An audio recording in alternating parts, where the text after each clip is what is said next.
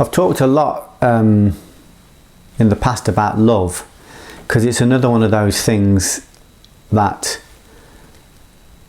for me is very muscular, but people have an idea that when you talk from love that you've become some sandal wearing hippie who wants to hug trees and talk about peace. And of course there's no way Sharon would let me wear sandals and socks for a start off, and I have hugged the occasional tree, but I do talk about peace and I do talk about love, but from a very muscular place. It's got to be from a place where you can make it work in the world. It's hugely muscular. When you feel it behind you, like wings, or like a wall of energy, or like a sea of essence, or like an ocean of bliss,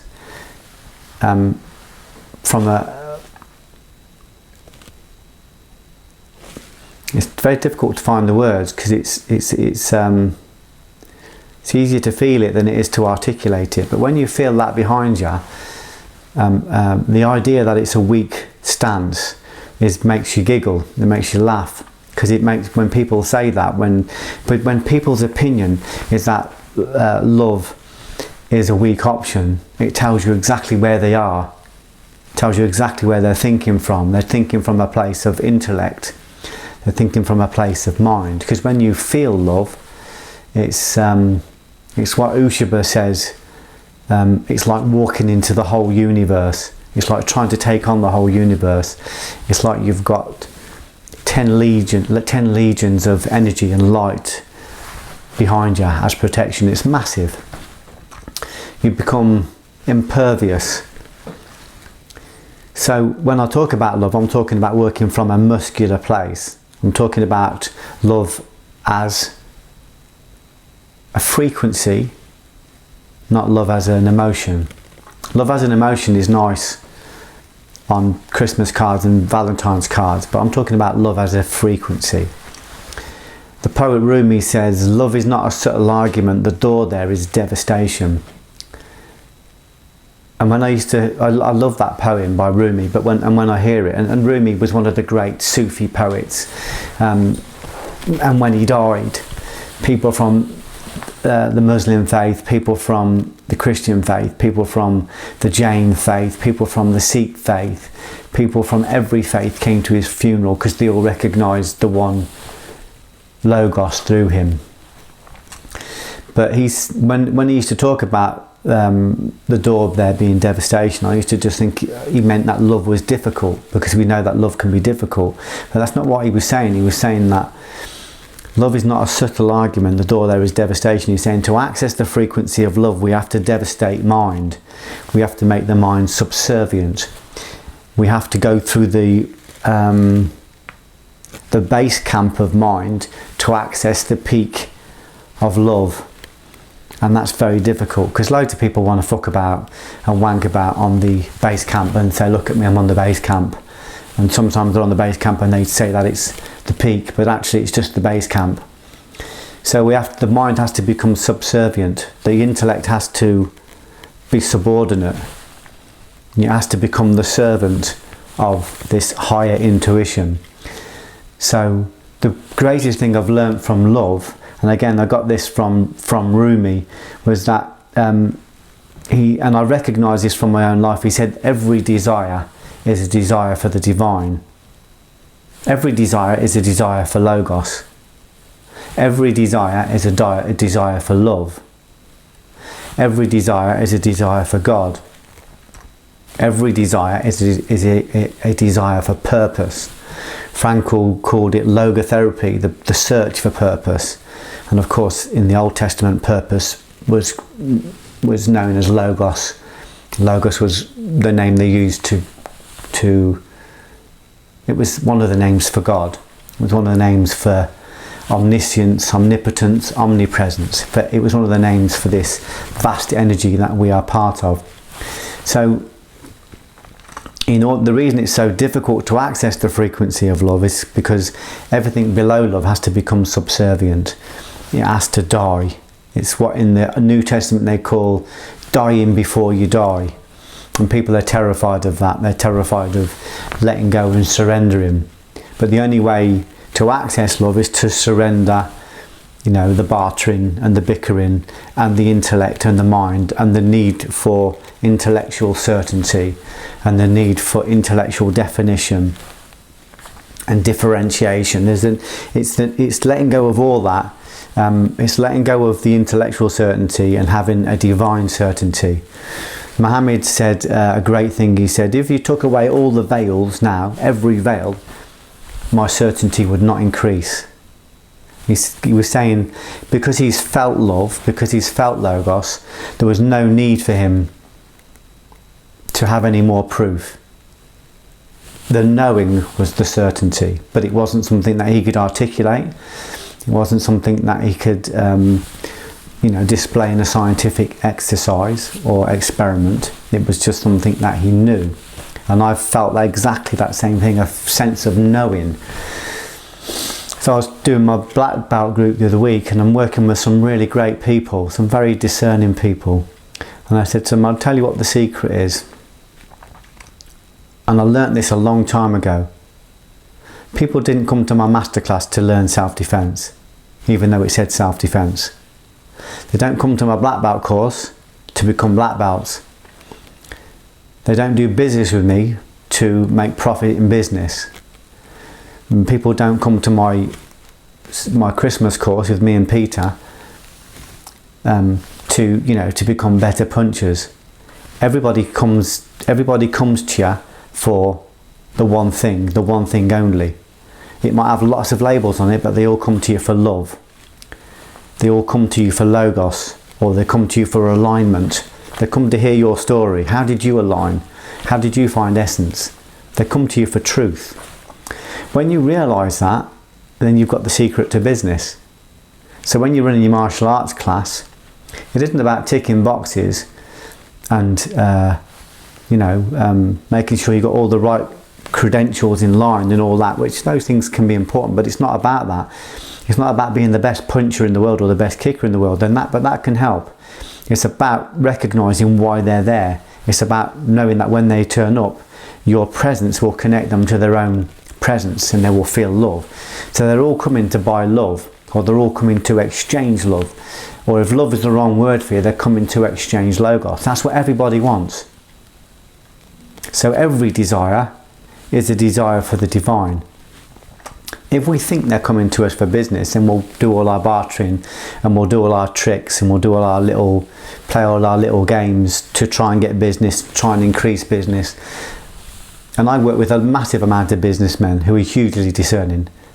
And I don't teach them to become better at business. I teach them to recognise what people are coming for. And they're coming for the same thing. They're coming for love, or alignment, or congruence, or Logos, whatever the word is. It doesn't really make much difference. That's what they're coming for. So people used to say to me, how come you did Animal Day and you did all of this very tough training, very real training? How come you was able to keep such a big class for so long? I used to have really big classes, even when I just used to teach twice a week. I said, it's because I know what they were coming for. I put a label on it saying this or that, black belt course, masterclass. And I say this to my senior students every single time. Don't forget what they're here for. Go around the room, touch people, engage with people, align with people, give them what they need, which is love. They're here for that. Forget about the certificate. Forget about the ability to punch really hard. Know what they're here for. They want to hear your story. They want to be aligned through your story. They want you to be congruent. They're here for one thing only. So I can go into a business meeting. I know why people are there. I know exactly why they're there. And if I'm controlled, if I've got enough self-control and enough inner knowledge, if my knowing and my will are aligned, which in the Old Testament they would call a married land, a fertile land, I can deliver what they need. And then the business side of it is exponential. You'll get the business because you've delivered the essence. The essence is love. They want to see alignment. So once you recognise that every desire finds its route back to the same desire, It doesn't matter whether there's 10,000 different reasons for them being there, they're all coming for the same thing. Love. The answer to everything is love. Love as a frequency.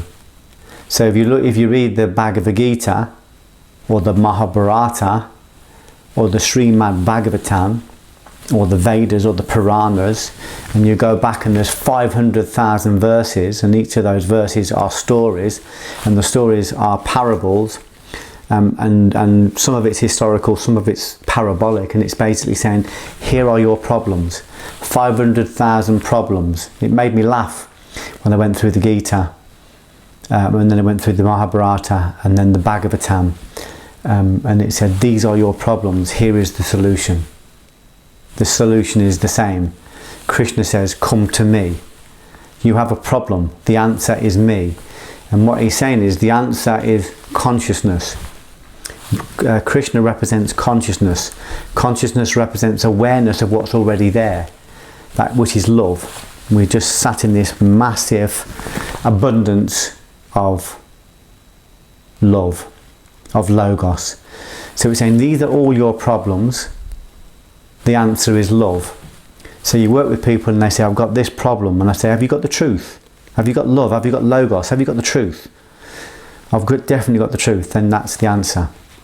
You stay with the truth. Wherever you are, whether you're in court, whether you're in business, whether you're in a relationship, come to the truth. If you come to the truth, you've got freedom. If you haven't got the truth, that's good. At least you know you haven't got the truth, and that will lead you to the truth. So the answer to everything is love. I loved it when I finished the Srimad Bhagavatam. I took a lot of time off work to read it, and there was 35,000 verses. And at the end it said, this is just part of the Puranas, which is 500,000 verses. But it was just saying, these are your problems. Here is the solution. It was the same solution to everything. Connect to your logos. The answer's already there. The answer is love. So if you want your business to expand, if you go in and you work from an aligned place and you're working from love, even if you haven't got the product that the people want, they will want to be in front of you, they will want to work with you, they will want to find business to do with you because they feel love. And you're giving them love you're giving them logos from a place of, from an unconditional place. Whether they do business with you or not, it doesn't really matter. You're working from that aligned place. I've worked with lots of people where I've said, I can't do anything for you specifically with my business because it wouldn't work for what you're looking for. But I can put you onto somebody that can help you. I can put you onto somebody else that will give you what you're looking for. And of course they might go to those people, but they still want to work with you. They still want to do stuff with you because they recognise that you're working from an aligned place. So the questions are myriad, the problems are, there is a plethora, but the answer is singular. The answer is connect to love, or in science connect to the zero gravity field, or in theology connect to the Akashic. The answers are already there, or the answer's already there. It's to come back to the truth. And if you haven't got the truth, the situation is your instruction, it's giving you the truth. If you have got the truth, you can find equanimity in whatever happens. Whatever happens is fine, because you've got truth, you've got love, you've got logos. So if you read Viktor Frankl, it's just about, this is the search for logos. Logotherapy, the whole book about Viktor Frankl being in Auschwitz and Dachau and the concentration camps was saying, even in this hellhole, if we can connect to love and we can connect to logos, we can find equanimity. It's hugely powerful. But of course we're talking about something that's very simple, but that doesn't mean it's easy. It's probably going to be the most difficult thing you've got to do, because it means going against social mores and going against social norms, and often it means going against culture and faith and old conditioning, old scripts. It means going against public opinion. It means risking ridicule. It means risking criticism. But you still come back to the same place. Am I working from love? If I'm working from love, that's okay. I can find equanimity in anything.